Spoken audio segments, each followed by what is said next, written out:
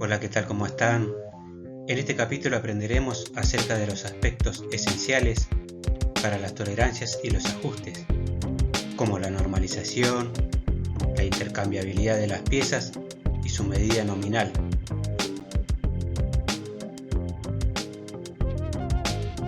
Uno de los aspectos más importantes de la normalización de las piezas mecánicas es el de las tolerancias y los ajustes. Sin la determinación de estas características, sería imposible fabricar piezas que sean intercambiables. Ahora bien, ¿pero qué quiere decir que las piezas sean intercambiables? Por ejemplo, cuando se fabrican piezas en serie, por un lado se fabrican una gran cantidad de ejes por razones de economía y rapidez, y por otro lado se fabrican los bujes para dichos ejes.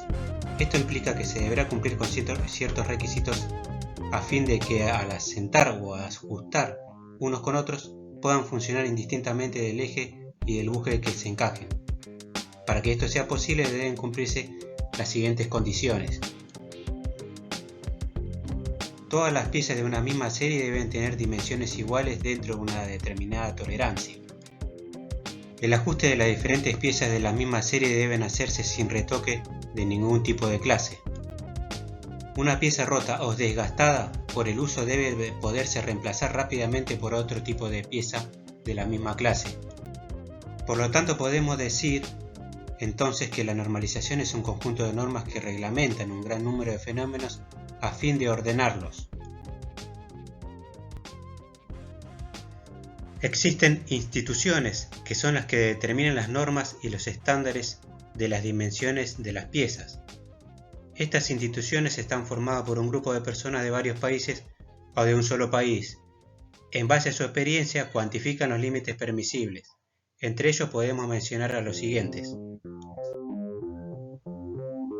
el Instituto Nacional Americano de Estándares, las normas industriales alemanas y las normas ISO.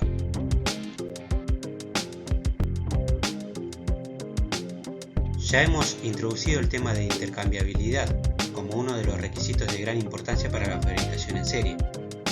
Ahora veamos de qué se trata esto. En construcción mecánica se llama encaje al acoplamiento entre dos piezas, una interior y otra exterior. Los encajes deben ser, según los casos, más o menos ajustados, es decir, las piezas que forman el encaje pueden tener un mayor o menor grado de libertad de movimiento. Por ejemplo, una rueda, de acuerdo a la función que tenga, debe poder girar sobre su eje o, por el contrario, estar fuertemente acoplada a él para que éste transmita su movimiento. Los encajes deben ser, según los casos, más o menos ajustados, es decir, las piezas que forman el encaje pueden tener un mayor o menor grado de libertad de movimiento. Por ejemplo, una rueda, de acuerdo a la función que tenga, debe poder girar sobre su eje o, por el contrario, estar fuertemente acoplada a él para que éste transmita su movimiento. La fabricación en serie no se puede basar en un sistema de ajuste individual y manual de cada par de piezas. Es necesario que las piezas sean intercambiables, es decir, que cualquier par de piezas que se utilicen para formar un acoplamiento lo puedan realizar sin necesidad de ningún retoque. La fabricación intercambiable desempeña un importante papel en la elaboración de productos técnicos en grandes series o en grandes cantidades. Las ventajas son las siguientes. Las piezas se pueden montar en forma directa sin tener que repasarlas o retocarlas en las líneas de montaje en cadena. Las piezas se pueden fabricar de manera independiente en los distintos talleres por separados. Durante la fabricación se pueden utilizar dispositivos que simplifiquen el trabajo, de forma tal que en las distintas operaciones las piezas se van ajustando al dispositivo de la operación siguiente. Para conocer la forma en que se indica una tolerancia o un ajuste se deben tener conocimientos básicos de dibujo técnico. Por ejemplo, en la siguiente figura se representa un eje, conocido también como pieza macho, árbol o flecha, y un agujero también denominado pieza hembra o barreno. La forma en que se indica la medida se llama acotación o simplemente cota.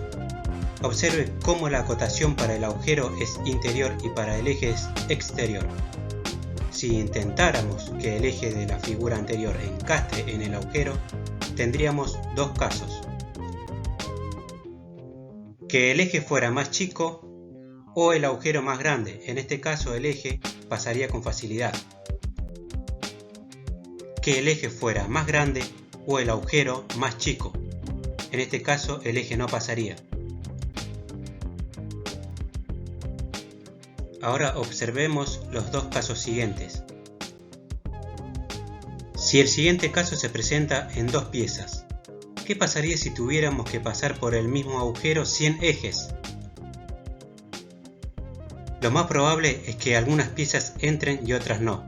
Esto se debe a que no existe una pieza que se fabrique con idénticas medidas, es decir, no todas las piezas tienen la misma medida. Para evitar esto se aplica una norma o regla que asegure que todas las piezas pasen o no pasen. Esto se determina tomando como referencia la magnitud que el diseñador necesite. A dicha referencia se la llama o se la denomina medida nominal. En los dos casos anteriores, la medida o dimensión nominal, tanto para el eje como para el agujero, es de 20 milímetros.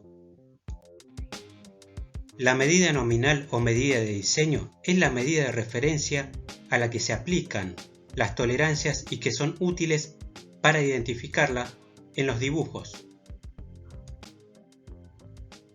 Bueno, espero que les haya gustado la presentación y muchas gracias por su atención.